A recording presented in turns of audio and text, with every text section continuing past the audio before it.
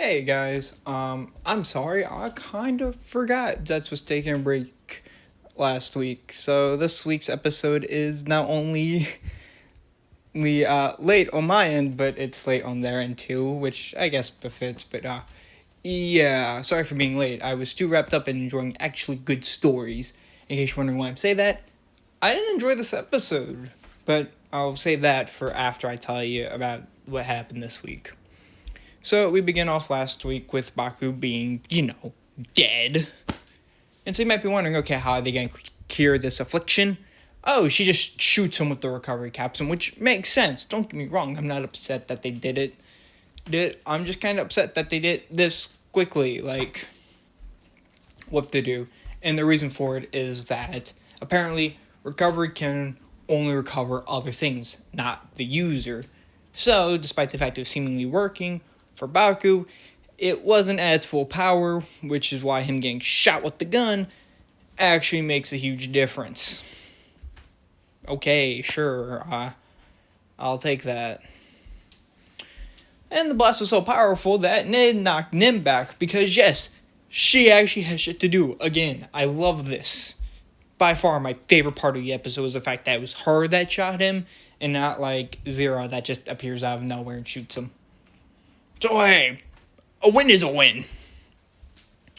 And now fully revived, Nox and his nightmare skedaddle off. I'm remembering names, which is nice. There's only now one name I don't remember, and I'll get to them when they pop up later.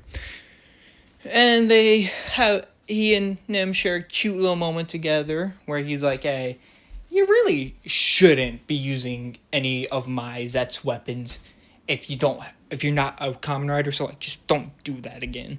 Which is fair. I mean, the damn thing launched her into another set piece, so I'd also probably be very concerned.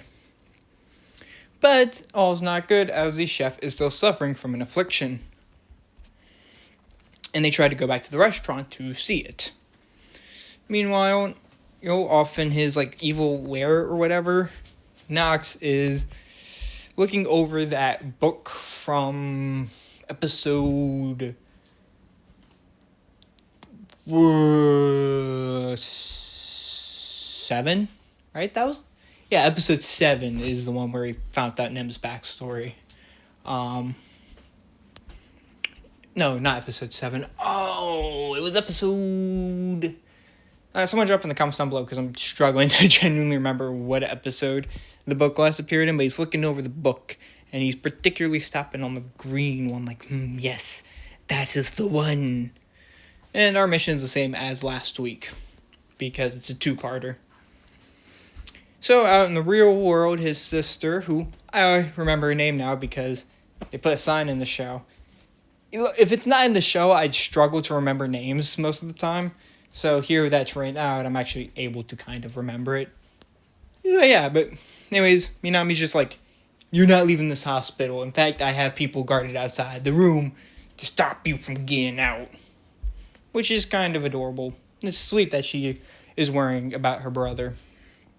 And probably the most believable part of this show so far. But, of course, Mr. Fujimi decides, you know what? I can't let the man rest. Let me sneak into his hospital room. There's a lot of fluff in this episode, so I skipped over most of it. And honestly, I kind of forgot most of the shit that happens in this episode, because it was that forgettable.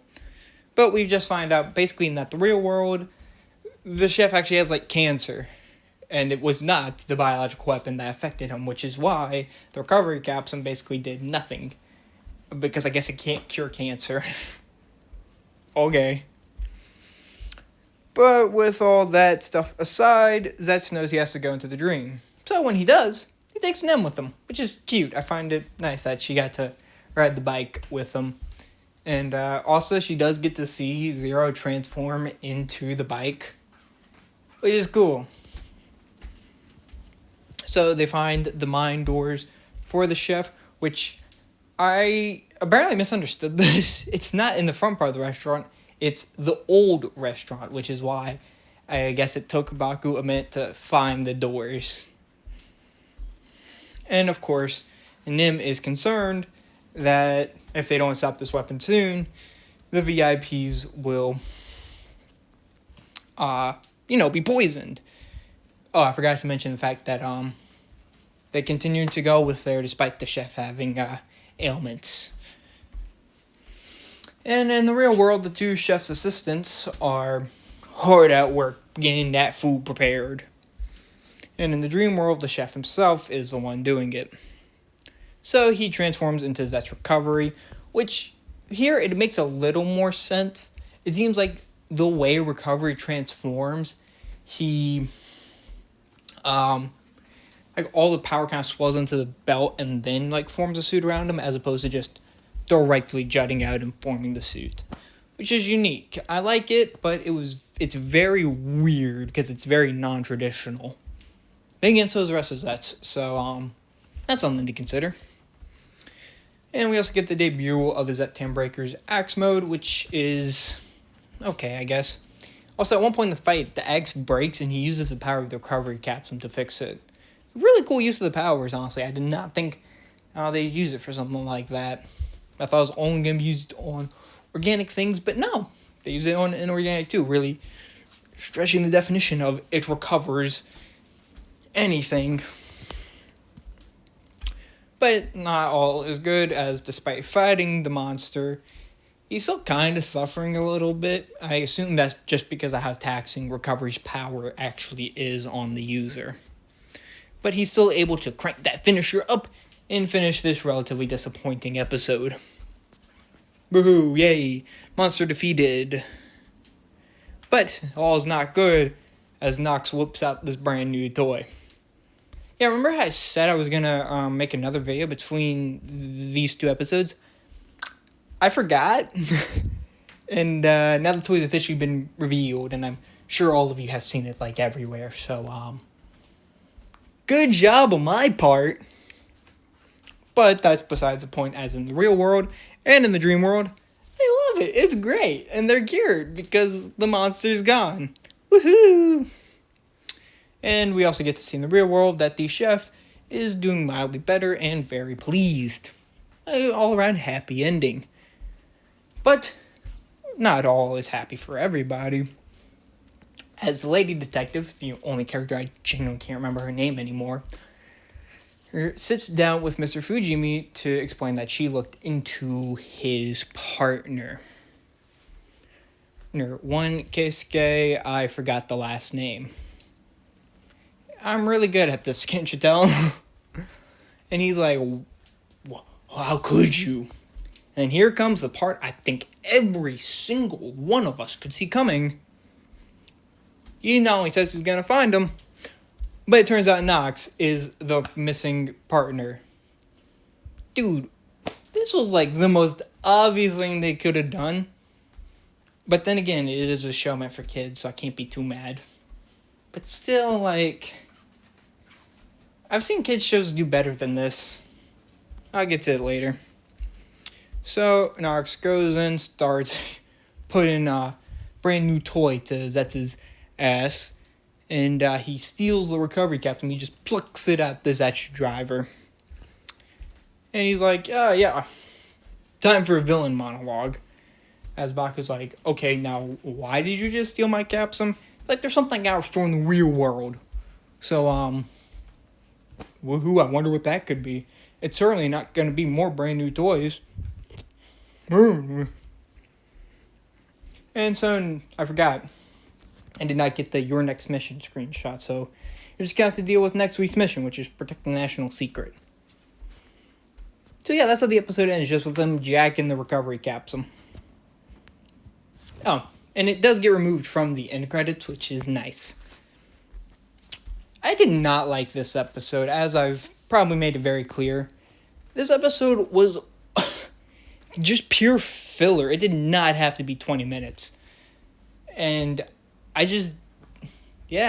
don't really know what to say. Most of the plot is very generic, which, coming from Zeztz, is to be expected, but usually they have some kind of clever twist on it. No, I guess not this episode. And on top of that, they get rid of last week's cliffhanger way too quickly, which was super disappointing to me personally. I would have expected more. But, so yeah, at least the action was good. But most of this episode was just dead time of them like, the heart and soul of the restaurant cannot be replaced, yada yada. I genuinely could care less. Mostly because they just didn't make me want to care this episode. Instead of, doing something that makes us, the viewer, and Baku personally care. It's more just, oh no, let's not have the old man die. Which, is fine, but could have been more, Overall, this is my least favorite episode, so out of everything so far, to me, this is easily a 4 to 3 out of 10. Which is really bad, considering almost every episode has been ranging from like a 6 to almost a 8 out of 10, on my scale at least. So, yeah. Spoilers for next week, though, because we gotta talk about that preview. So, we get to see a bit of next week's plot, that the national secret is supposedly hidden inside some fancy painting. And we get a hint as to what Natsu's plan is going to be, to the point that Nim does not want Baku to get onto Zero and stop him. And he also gets shot in the chest. As we find out, episode 10 will be entitled Vanish. Oh, and by the way, in case you're wondering, it's probably a brand new toy. And hey, we also get the debut of Zetz's purple form. What to do? Yeah, this really killed my hype. I don't know what it was with this episode. Maybe it's because I was reading something like really good right before watching this. Or maybe it's just this episode just genuinely is that bad. But I don't like it. And in the future, if I ever go to rewatch the series, I might damn well skip these 2 episodes and just have like a mental note somewhere. Nox stole the recovery capsule. Or just watch episode 8 and skip right over 9 and make that note again. Because I'm running out of words to describe my disappointment.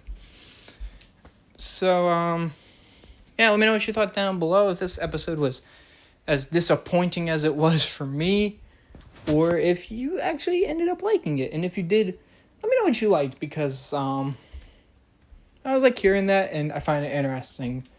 But yeah, I will see you all next week as we get to Kamen Rider Zetz's 10th episode.